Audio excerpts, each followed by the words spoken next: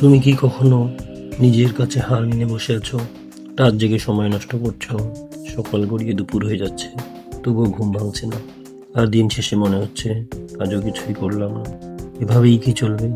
এভাবেই কি তুমি তোমার জীবনটা শেষ করে দিতে চাও? না, আজ থেকেই বদলাতে হবে। আজ থেকেই নিজের উপর কন্ট্রোল নিতে হবে।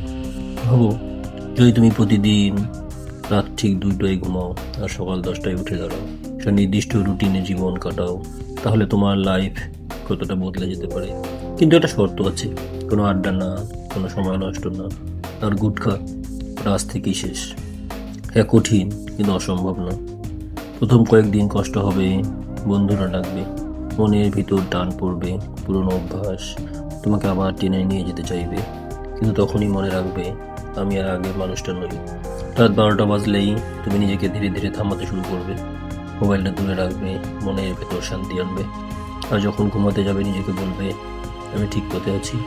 সকাল 10টা অ্যালার্ম বাজবে, ঘুম ভাঙতে ইচ্ছে করবে না, মনে হবে আর একটু ঘুমাই, কিন্তু না, তুমি উঠে দাঁড়াবে। কারণ তুমি জানো, এই একটা সিদ্ধান্তই তোমার জীবন বদলে দেবে। প্রতিদিন তুমি নিজের সাথে লড়াই করবে, আর প্রতিদিন একটু একটু করে জিতবে। আড্ডা না দিয়ে সময়কে নিজের জন্য ব্যবহার করবে। গুটখার বদলে নিজের শরীর আর মনকে ভালো রাখবে। একদিন দেখবে তুমি আর সেই পুরনো মানুষটাই নেই। তুমি এখন ডিসিপ্লিনড, ফোকাসড, আর নিজের লাইফের কন্ট্রোল পুরোপুরি তোমার হাতে। মনে রাখো, জীবন বদলাতে বড় কিছু লাগে না, লাগে ছোট ছোট সঠিক সিদ্ধান্ত। প্রতিদিন নিয়ম করে আজ একটা সিদ্ধান্ত নাও, আমি বদলাম। আর বিশ্বাস করো, তুমি পারবেই। নিজেকে বদলাও, জীবন নিজে থেকেই বদলে যাবে।